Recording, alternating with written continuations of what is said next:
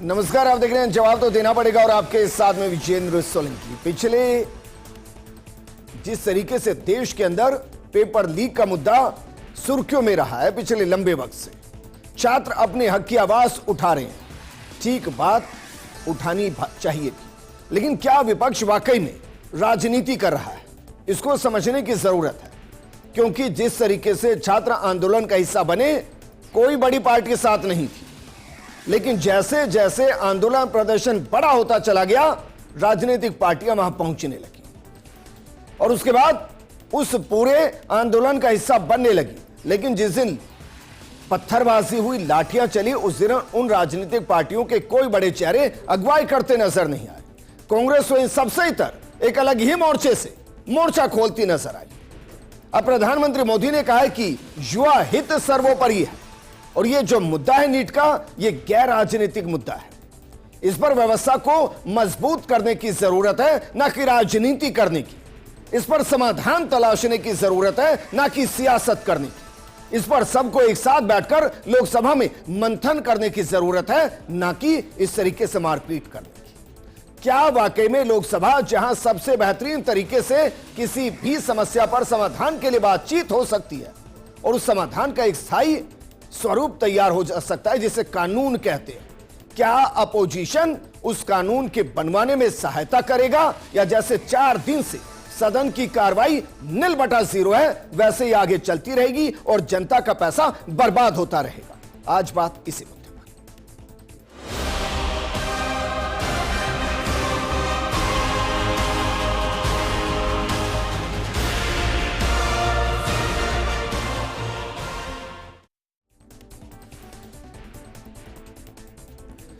अब सोचिए, 25 दिन के आसपास का प्रदर्शन, 4 दिन से सदन ठप। अब कहा जा रहा है कि समाधान चाहिए और समाधान होना चाहिए, सर्वोपरि युवा हित है, यह गैर राजनीतिक मुद्दा है। क्या वाकई में ऐसा है? और क्या वाकई में इसे गैर राजनीतिक मुद्दा माना जा सकता है जिसमें तमाम राजनीतिक पार्टियां शामिल हों? इस मुद्दे पर बातचीत के लिए हमारे साथ मौजूद हैं बीजेपी प्रवक्ता नरेंद्र कटारा जी, कांग्रेस प्रवक्ता भरत मेघवाल जी, रिटायर्ड पुलिस अधिकारी अनिल गोठवाल जी और साथ में सुप्रीम कोर्ट के अधिवक्ता क्षितिज मित्तल जी। शुरुआत क्षितिज आपके साथ, क्योंकि आज के रेफरेंस से थोड़ा इतर है। कई बार ऐसा होता है कि सुप्रीम कोर्ट कहती है कि भाई इसको लेकर सरकार अपना फैसला दे या सरकार बताए कि क्या कर रही है। तो इस केस में क्या सुप्रीम कोर्ट की तरफ से पूछा गया कि भाई बच्चे इतने हुड़दंग कर रहे हैं या वहां पर मांग कर रहे हैं और इतने दिनों से कर रहे हैं, पेपर लीक क्यों हो रहे हैं? इसको लेकर सुप्रीम कोर्ट ने कोई अपनी स्वेच्छा से कुछ पूछा है क्या? और दूसरा, क्या आपको लग रहा है सीजीआई के एक बयान के बाद जो शुरू हुआ खेल था, जो इतना बड़ा हो गया, वो सीजीआई के उस बयान तक पहुंच चुका है जहां वो कह रहे हैं कि वीडियो देखने का टाइम नहीं है? जी विजेंद्र जी, मैं आपको बताना चाहूंगा, सबसे पहले तो जो सीजीआई का जो बयान था शुरुआत में जी, जब उन्होंने कॉकरोच कहा था, तो कॉकरोच, वो जो रिपोर्ट हुआ मीडिया में वो गलत था। कॉकरोच उन्होंने देश के अनएम्प्लॉयड यूथ के लिए नहीं कहा था, उन्होंने उन वकीलों के लिए कहा था जो वकालत करने की बजाय फ्रिवलस आरटीआई, फ्रिवलस पीआईएल जो फाइल करते रहते हैं, कोर्ट में इतनी पेंडेंसी है, उनको कम करने के बजाय वो कुछ भी चीज जो केस मेंटेनेबल नहीं है वो केस में कोर्ट में फाइल करते हैं, उनके लिए कॉकरोच कहा था। ठीक है, पर ये गलत रिपोर्ट हुआ और इस वजह से पूरा मूवमेंट।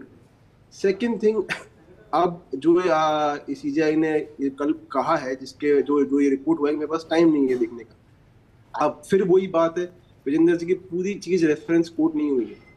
आपने किसी ने पीआईएल फाइल करी सुप्रीम कोर्ट में कि वायलेंस हुआ है दिल्ली पुलिस के द्वारा और उसकी जांच की जाए, परंतु विजेंद्र जी आप दिल्ली में हैं और दिल्ली में वायलेंस हुआ है तो उसका मतलब नहीं है डायरेक्ट सुप्रीम कोर्ट पहुंच जाएंगे जी। हाई कोर्ट है, अगर यही चीज किसी और स्टेट में होती तो पहला फोरम है हाई कोर्ट। ठीक बात, हाई कोर्ट में सुनवाई हो रही है, आज भी सुनवाई हुई थी, तो इसलिए जो गलत रिपोर्टिंग हो रही है कोर्ट के बारे में वो नहीं होनी चाहिए।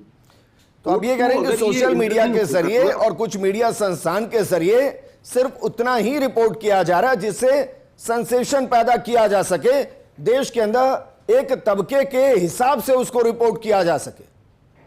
तो इस पर तो और गंभीर समस्या है सर, फिर तो उन पर एक्शन होना चाहिए। आप सोचिए गलतफहमी ने देश के अंदर क्या कर दिया है। बिल्कुल विजेंद्र जी, पर मीडिया को अपनी बात कहने का अधिकार है, लोगों को अपनी बात कहने का अधिकार है। अगर सीजीआई खुद तो डिफेमेशन केस करेंगे नहीं किसी के ऊपर जी, आप आधी न्यूज दे रहे हैं, पूरी न्यूज नहीं दे रहे, तो उसके ऊपर डिफेमेशन केस सुप्रीम कोर्ट के सीजीआई तो नहीं करेंगे जी। वो अगर ये कहेंगे तो आप सभी लोग ये कहेंगे कि सबको बोलने का अधिकार है, तो आप कैसे आप उनको रोक रहे हो। ठीक है, आधी बात रिपोर्ट होती है, आज हाईकोर्ट के अंदर हियरिंग थी विजेंद्र जी। ठीक है, वापस मैं आपके पास आऊंगा। नरेंद्र कटारा जी, 2024 में पेपर लीक हुआ, 2025 में पेपर लीक हुआ, 2026 में पेपर लीक हुआ। अंतर यह है कि 2024 के पेपर लीक के बाद इस तरीके से जंतर मंतर पर हंगर स्ट्राइक पे कोई नहीं बैठा, हजारों की संख्या में लोग नहीं आए। 2025 में भी पेपर लीक के बाद कोई जंतर मंतर नहीं बैठा, किसी ने हंगर स्ट्राइक नहीं की, हजारों लोग नहीं आए। 2026 में जरूर ऐसा हो गया, तो फिर कहा जा रहा है कि भाई सब कुछ सर्वोपरि है, युवा सर्वोपरि है और पेपर लीक अक्षम्य है, फास्ट ट्रैक कोर्ट होना चाहिए। यह तो सर 24 के बाद भी हो सकता था, 22 के बाद भी हो सकता था। मुझे तो कोई एक साल नजर नहीं आता जिसमें 2-4 पेपर लीक ना हुए हो, तो फिर अभी क्यों? विजेंद्र जी, मैं आपकी बात को आगे बढ़ाता हूं। प्रधानमंत्री जी ने कहा युवा सर्वोपरि है और हम काम कर रहे हैं। आप कह रहे 24 में हुआ, 25 में हुआ, 26 में हुआ।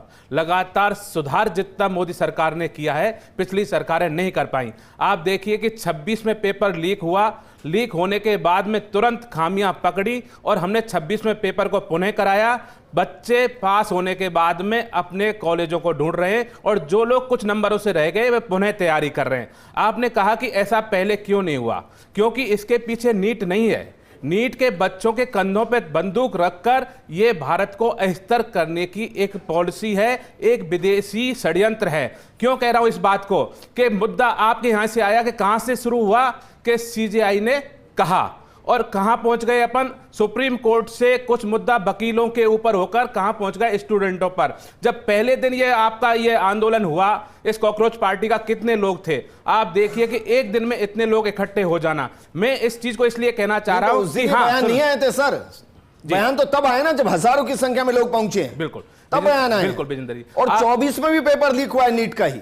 और आपको पता है 2024 में पेपर लीक होने के बाद बाकायदा कमेटी बनी, अगर मैं नाम सही कह रहा हूं तो रिटायर्ड जज से शायद राधा कृष्णन जी थे, उनके सुपरविजन में कमेटी बनी।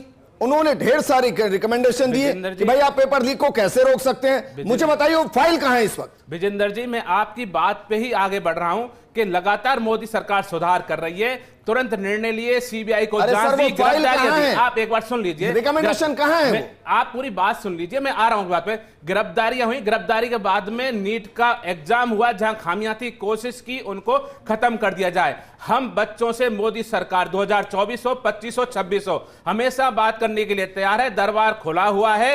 मोदी सरकार बच्चों के साथ बात करना चाहती है। भाई मैं मानता हूं कि सरकार प्रोग्रेसिव है, मैं मानता हूं कि सरकार नहीं चाहती कि बच्चों का भविष्य खराब हो, मैं ये भी मानता हूं कि सरकार कठोरता से कार्य करना चाह रही है, लेकिन मैं इस सवाल का जवाब नहीं तलाश पा रहा कि जो सरकार खुद एक कमेटी बनाती है, कमेटी रिकमेंडेशन देती है, फिर वो रिकमेंडेशन लागू क्यों नहीं होती है? विजेंद्र जी, कमेटी सरकार ने बनाई, सरकार की योजना थी और उस योजना पे ही आगे काम हो रहा है। जो जो कमेटियां सिफारिश करती जा रही है हम करते जा रहे हैं और युवा भी कोई बात नहीं, एक मिनट, युवा भी कोई सिफारिश करेंगे। क्या मैं गलत कह रहा हूं? राधा कृष्णन जी के नेतृत्व में कमेटी बनी, रिकमेंडेशन आए उसके, वो लागू हुए हैं क्या? आपको पता है इस वक्त फाइल कहां है, वो रिकमेंडेशन कहां है? ये तो सरकार के लोग ही बता पाएंगे कि ये जब उनकी कमेटी थी और उन्होंने रिकमेंडेशन दी थी तो सरकार को उसको लागू करना चाहिए था। अगर वो लागू हुआ है नहीं हुआ है वो सरकार के लोग ही बता पाएंगे। विजेंद्र जी, मैं इसमें आपके जोड़ना चाह रहा हूं। जोड़िए। बिल्कुल, 24 के बाद में, 25 के बाद में लगातार सरकार, आप देखिए, शिक्षा नीति पे भी काम कर रही है और पेपर लीक पे भी काम कर रही है, लगातार आगे बढ़ रहे हैं। और आप देखिए नया नीट का जो एग्जाम हुआ उसमें पेपर लीक नहीं हुआ, बाकायदा हुई है। समस्या ये नहीं है, समस्या ये है, बजा लीजिए, कोई बात नहीं जी। समस्या, एक बार पेपर लीक हो गया मासिक स्तर पर पूरे देश के अंदर, उसके बाद आपने बहुत बेहतर तरीके से करा लिया, इसके लिए अप्रिशिएशन हो गया। देखो, जब गलत होता है तो सोचना जरूरी है, गलत होता है तो पेपर लीक तो होना ही नहीं चाहिए सर, हर पेपर इतना ही अच्छे से होना चाहिए, और इसके लिए वाहवाही की जरूरत नहीं है सर, ये जिम्मेदारी है, इसके लिए एनटीए बना हुआ है। मैं तो कहता हूं भंग कर दीजिए एनटीए को। मैं तो कहता हूं चोरी भी नहीं होनी चाहिए, डकैती भी नहीं होनी चाहिए, अनिल गोठवाल भी नहीं होनी चाहिए, अनिल गोठवाल, मुझे अपराध कोई किंतु परंतु नहीं है कि प्रधानमंत्री ने जो कहा कि भाई फास्ट ट्रैक कोर्ट होना चाहिए, कठोर से कठोर सजा होनी चाहिए, बच्चों के भविष्य के साथ खिलवाड़ नहीं होना चाहिए, ये तो सब होना ही चाहिए सर। विजेंद्र जी ये बिल्कुल सही है, और देर आए दुरुस्त आए, ये अब इसको कन्विक्शन को लेके जो बात कही जा रही है वास्तव में सही है। ना जिम्मेदारी किसी की तय हो रही है, ना किसी का कन्विक्शन हो रहा है, ना केसेज का कुछ पता चला है, जो गिरफ्तार हुए हैं उनके खिलाफ भी कार्रवाई नहीं हुई है। तो आपको मैं ये बताना चाहता हूँ, फेडरेशन ऑफ मीडिया एसोसिएशन, जिनको गिरफ्तार किया गया पेपर लीक के मामले में, उन पर कार्रवाई नहीं हुई। कार्रवाई का मेरा मतलब है कि सजा अगर होती, उनको ट्रायल चलता और उनको सजा होती तो एक डिटरमिनेशन लोगों के अंदर ये रोक लगती कि भाई ये इसके अंदर सजा होती है। आप कह रहे हैं 3 महीने में ट्रायल चल के सजा हो सकती है? नहीं, मैं ये कह रहा हूँ 24-25 वालों की बात कर रहे हैं, इससे पहले भी तो अरेस्ट हुए हैं ना। मैं ये कह रहा हूँ ये तो आज हुआ है 24-25 का, तो मैं तो ये कह रहा हूँ कि 18, 20, 22, 14 कहीं से काउंट कर लीजिए sir. Federation of all India media association ने ये एक सुप्रीम कोर्ट में याचिका दायर की थी, उसके ऊपर इसरो के चेयरमैन डॉक्टर राधाकृष्णन, उनके नेतृत्व में एक कमेटी कायम हुई थी। उन्होंने 2 तरह की, आपको एक तो लॉन्ग टर्म और एक शॉर्ट टर्म, कुछ सिफारिशें वो जारी की थी। ये सुप्रीम कोर्ट के एक जज के अधीन उन्होंने, कमेटी ने अपनी रिपोर्ट शिक्षा विभाग केंद्रीय सरकार को पेश की थी। वो जो आप बता रहे हैं कि उन्होंने ये कहा कि एक टाइम में नहीं हो सकता, अगर एनटीए पे इतने आरोप लगे हैं तो इसका पुनर्गठन होना आवश्यक है। तो पुनर्गठन के लिए हो सकता है आपको टाइम लग जाए, लेकिन इसका सीबीटी कंप्यूटर बेस्ड टेस्ट भी हो सकता है। तो आप उसको इस पोजीशन पे ले जाओ। अगर मान लो कंप्यूटर बेस्ड टेस्ट पूरा नहीं है तो उसके अंदर आधा कंप्यूटर कराओ, आधा हाइब्रिड टेस्ट करा लो, आपका पेपर तो डिजिटल आ जाएगा और वहाँ पेन कॉपी से उसकी परीक्षा ले लो। ऐसा उन्होंने कुछ सुझाव दिए थे। उन्होंने ये भी कहा था कि मान लो इनके कोई नॉर्म्स ऐसे बना दीजिए कि भाई 2 बार यूपीएससी 2 बार परीक्षा लेती है, एक प्राइमरी और एक फाइनल, तो ऐसा कुछ होने से कुछ इसके ऊपर चेक लगाया जा सकता है। तो उसको भी आप अपना के देखें। ये सब तो तब काम करेंगे ना कि जो पेपर बना रहे हैं वो कम से कम निष्पक्ष हो। इस केस के अंदर तो जो पेपर बना रहे थे उन्होंने ही पेपर गायब कर दिए। मैं विजेंद्र जी इसी के ऊपर आ रहा हूं। तो उन्होंने ये भी सुझाव दिया था बंद कीजिए ना सर। भाई हम बजट पेश करते हैं, बजट लीक हुआ है क्या आज तक? क्यों नहीं होता कि सब अंदर बंद हो जाते हैं, सबके मोबाइल छीन लिए जाते हैं, अंदर ही रहते हैं, परिवार से संपर्क टूट जाता है, फिर जब बजट पेश हो चुका होता है सब रिलीज होते हैं। कर दीजिए सबके साथ। ये किया होना चाहिए ना, होना चाहिए। मैं किसी का पक्ष नहीं ले रहा हूं, चाइना में होता है, अमेरिका में होता है, वहां ऐसे पेपर कंडक्ट होते हैं मानो जंग लड़ी जा रही है, कोई लूज पॉइंट नहीं होता है, और सब वहां पर सेना के सुपरविजन में होता है। जब आपको लग रहा है तो कीजिए ना।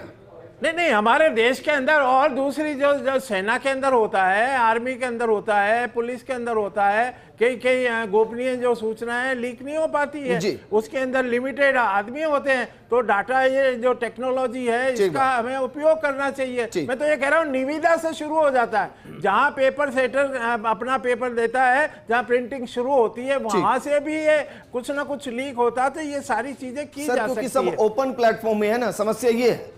और किसी की अकाउंटेबिलिटी आज तक सेट नहीं हुई है। यही किसी को गिरफ्तार कर लिया गया है तो उसको कोई कठोर सजा नहीं हुई। मुझे याद भी नहीं है कि किसी पेपर लीक वाले को फांसी पर लटका दिया गया हो। ऐसा तो हुआ ही नहीं। उम्र कैद की भी नहीं सुन पाया मैं अभी तक। तो नहीं, उम्र कैद का तो केंद्र सरकार के कानून में है ही नहीं। वहां तो वही तो कह रहा हूं ना, सजा है। भरत मेघवाल, मैं आपको भरत मेघवाल, सवाल बहुत सीधा है भाई। अगर आप युवाओं के साथ खड़े हैं तो समाधान की बात कीजिए कि भाई आपको अगले पेपर से पहले ये करना पड़ेगा और हमें ये सब चाहिए, और लोकसभा के अंदर हम ये डिमांड रखेंगे, ऑन टेबल रखेंगे। कब तक ये चलता रहेगा कि अंदर सदन खाली रहेगा और सड़क पर हंगामा चलता रहेगा? जब सब सांसदों के लिए, नेता प्रतिपक्ष के लिए सदन निर्धारित है, सदन का वक्त निर्धारित है, तो वहां पर जाकर अपनी आवाज रखने में क्या ही समस्या है? विजेंद्र, मुझे लगता है कि देश में जिस तरीके से प्रधानमंत्री होते हैं उसी तरह देश के ज्वलंत मुद्दों को उठाने के लिए नेता प्रतिपक्ष भी होते हैं। और राहुल गांधी जी लगातार नीट के मुद्दे पर, पेपर लीक पे मुद्दे पर और देश में जितने भी ज्वलंत मुद्दे हैं उनको उठाते गए। सवाल इस बात का आता है कि ये सरकार कब मानेगी कि हमने गलती स्वीकार करी है। अगर किसान अपनी आवाज उठाते हैं तो उनको देशद्रोही कह दिया जाता है। अगर पहलवान बेटियां अपनी आवाज उठाती है तो उनको देशद्रोही कह दिया जाता है। अगर छात्र अपनी आवाज उठाते तो उनको पाकिस्तानी आतंकवादी और देशद्रोही कह दिया जाता है। और नेता प्रतिपक्ष राहुल गांधी जी आवाज उठाते हैं तो कहा जाता है साहब ये सदन नहीं चलने दे रहे। अरे लोगों की मांग क्या है, देश की मांग क्या है, छात्रों की मांग क्या है, सोनम वांगचुक जी की मांग क्या है, कांग्रेस की मांग क्या है कि सबसे पहले इस्तीफा दे। अभी आप अकाउंटेबिलिटी की बात कर रहे थे, तो क्या अकाउंटेबिलिटी अपराधियों पर ही तय होगी क्या? अकाउंटेबिलिटी क्या जो मंत्री है, शिक्षा मंत्री, उस पर तय नहीं होनी चाहिए क्या? उसमें ये तय नहीं? पेपर लीक हुए थे, मुझे पता था आप यही सवाल लेकर आएंगे, छोड़ दीजिए। मुझे पता था आप यही सवाल लेकर आएंगे, छोड़ दीजिए। मैं धरने प्रदर्शन पर भी आता हूं। ये किसने कहा था कि अगर धरना प्रदर्शन के दबाव के अंदर अगर संसद अपने कानून और अपनी सरकार पर एक्शन करने लगे तो संसद को ताला लगा दीजिए, बंद कर दीजिए ना, तो संविधान बंद कर दीजिए।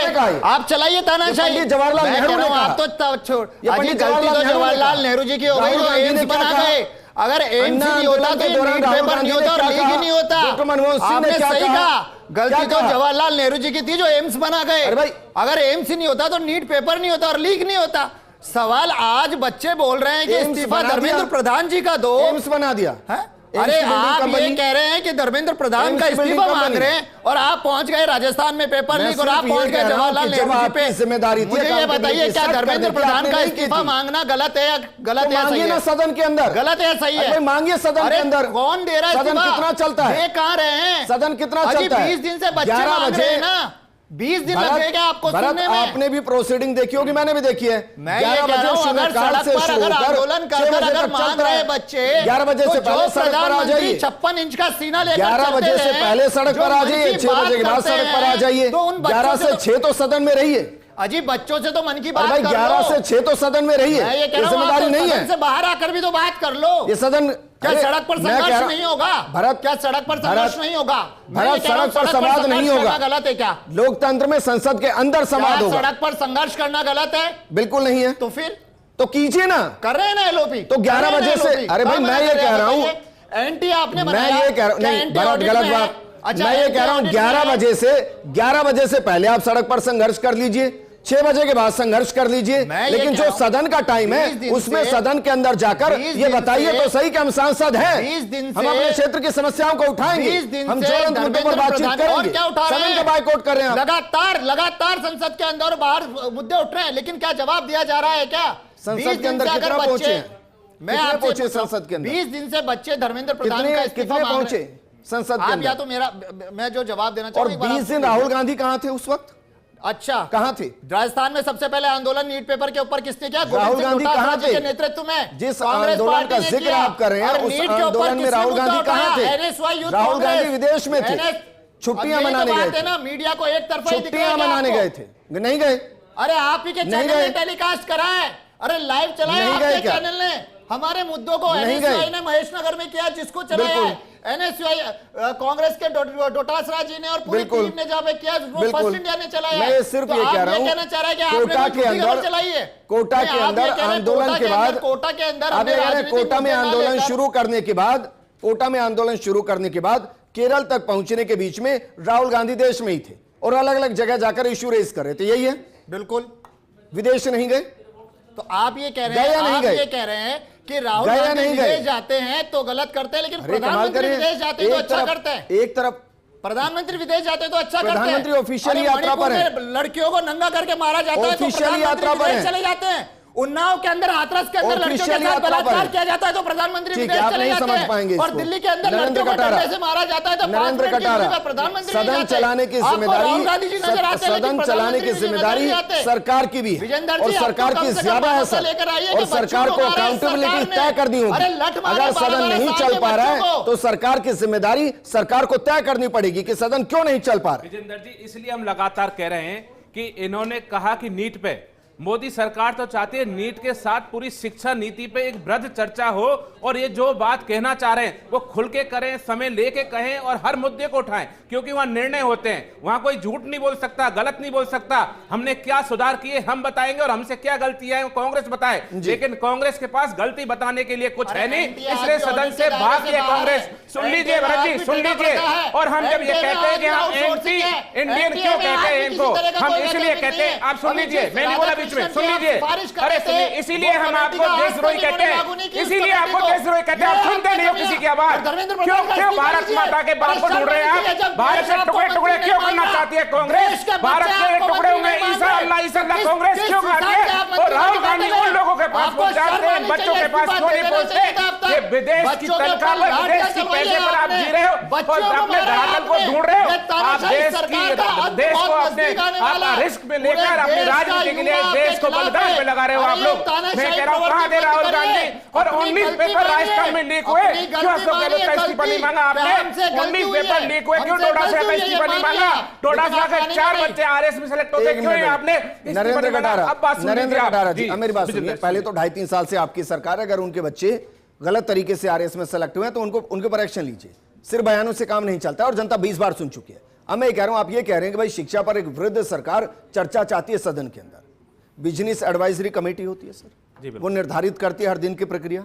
जरा बताइए कौन सी तारीखें, कितने आवर्स को तय किया गया है इस पर चर्चा के लिए? ऐसा है, तय थे कौन कौन से बिल आएंगे, कौन कौन से विषय चर्चा होंगे, लेकिन इसी बीच में अगर देश में कोई मुद्दा आता है कि विपक्ष और देश के लोग इस विषय पर चर्चा चाहते हैं, तो यह धर्म बनता है शासन का, सरकार का, कि हम उस पर चर्चा करें। इन्होंने कहा कि नीट पर चर्चा होनी चाहिए, हम उससे और ऊपर जा रहे हैं, हम कह रहे हैं शिक्षा नीति पर चर्चा होनी है, शिक्षा पर चर्चा होनी है, चर्चा कीजिए। इसके साथ ही मेरे मित्र भरत कह रहे थे कि हम बिजनेस आवर्स तय किए हैं क्या? मैं कह रहा हूं तैयार हो चर्चा के लिए, जब तो ना हम तय करके रख दें, चर्चा के लिए कोई आए नहीं तो उसका समय बर्बाद करने से क्या लेना देना? अगर विपक्ष नहीं मानता है तो सरकार तय नहीं करेगी, सरकार चर्चा भी नहीं करेगी। देखो विजेंद्र जी, सरकार बिल भी पास नहीं करेगी। हम देश के लिए, जनता के लिए काम करते हैं। बिल्कुल विपक्ष चाहता है, वहां सदन में लोग चाहते हैं, उसी पे चर्चा हो सकती है। हम कोई विषय को रख दें, अगर उसमें सहमति ना हो तो उस पर चर्चा करने से क्या मतलब निकलेगा? क्योंकि हम अकेले तो फिर चर्चा कर लेंगे, उससे कोई मतलब नहीं। मैं विषय पे आना चाहता हूं। ये छात्रों के कंधे पर ये रोटियां सेक रहे हैं और खोई हुई राजनीति का धरातल कांग्रेस और विपक्ष ढूंढ रहा है। आप देखिए वहां हम क्यों इनको एंटी इंडियन बोलते हैं। आप देखिए क्या बातें होती हैं। नीट की बात एक नहीं होती। आप सुन लीजिए, आप बीच में बहुत डिस्टर्ब करते हैं। आप सुन लीजिए, मैं बता रहा हूं। अरे सुनिए फिर जवाब देना, सुनो फिर जवाब देना, सुनो। क्योंकि वहां पे क्या लगता है, वहां कहता है बस नाम रहेगा अल्लाह तेरा। ये कोई नीट से संबंधित है क्या? क्या बोलते हैं कांग्रेसी लोग कि बस नाम रहेगा अल्लाह तेरा? ये कोई नीट से संबंधित है क्या? फिर क्या बोलते हैं, भारत माता के बाप को ढूंढो। ये उस मंच से कहा जाता है, ये नीट की बात है क्या? आप देखिए वहां 3 जातियों में जूते देने की बात की जाती है, कौन से नीट से संबंधित है? आप बताइए, इनको आजादी किससे चाहिए? ये सब टुकड़े टुकड़े गैंग नए फ्लेवर में आई है, जो भारत को बदनाम करना चाहती है, जो भारत के शासन को कमजोर करना चाहती है, जो मोदी जी को कमजोर करना चाहती है। आप ये कह रहे हैं एंटी नेशनलिस्ट है? जी बिल्कुल। तो अभी तक तो इनमें से कोई सलाखों में पहुंचा नहीं। मैं सलाखों में लगा दीजिए यूएपीए। मैं ये कह रहा हूं, कानून है ना अनिल कोटवाल जी। बिल्कुल। अगर कोई स्पष्ट रूप से आपको एंटी नेशनलिस्ट लग रहा है और सरकार के प्रवक्ता कह रहे हैं तो यूएपीए में अंदर कीजिए उन्हें। जी इसके अंदर युवा शामिल हैं और अब जो युवाओं से डायलॉग होना चाहिए, युवाओं से भी होना चाहिए, संसद के अंदर अपोजिशन से भी होना चाहिए। सरकार की जिम्मेदारी है कि सभी से पक्षों से बात करके इसका कोई निस्तारण या हल निकाले, नंबर 1। नंबर 2, जहां तक कानून का और इसका तकनीकी का सवाल है, इसके ऊपर जो प्रधानमंत्री जी ने कहा है कि हमने ये नए कोर्स बनाने का निर्णय लिया, इसका स्वागत हमें करना चाहिए कि हाँ भाई ये बहुत अच्छी चीज़ है। एक तो कम से कम उनके दिमाग में आया, सरकार के दिमाग में आया कि स्पीडी ट्रायल होगी तो इनको सजा होगी, तो एक मैसेज जाएगा, संदेश जाएगा, ताकि आइंदा, क्योंकि अभी तक मैक्सिमम सजा कितनी है इसके अंदर? जो केंद्र का कानून है उसके अंदर 3 साल की सजा का प्रावधान है, और राजस्थान का सबसे बड़ा कानून है देश का, जिसके अंदर 10 लाख रुपए से 10 करोड़ रुपए तक का जुर्माना, sessions trial, cognizable offence, non bailable.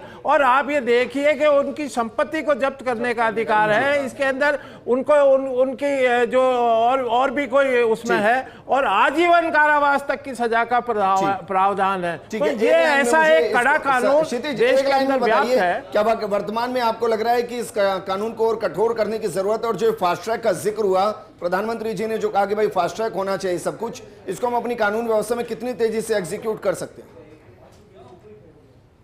देखिए विजेंद्र जी, फास्ट ट्रैक कोर्ट होने से फायदा ये रहेगा कि जो हमारा पेंडेंसी के चक्कर में केस में जो ट्रायल में डिले होता है वो नहीं होगा। डे टू डे बेस पे हियरिंग होगी, जल्द से जल्द अगर डिसीजन होगा तो एन एग्जाम्पल जाएगा। पर अगर एग्जाम्पल आप देखिए, अगर 3 साल 5 साल की सजा रहेगी तो एग्जाम्पल नहीं जाएगा बिल्कुल भी, क्योंकि as a matter of appeal आपकी सेंटेंस सस्पेंड हो जाती है, जो आप बिल्कुल आप वापिस बाहर आ जाते हैं। ठीक है, आपको अभी कह रहे हैं प्रावधान इसको करना कठोर होगा, करने की जरूरत है, कम से कम इसको उम्र कैद तो कर ही दिया जाए।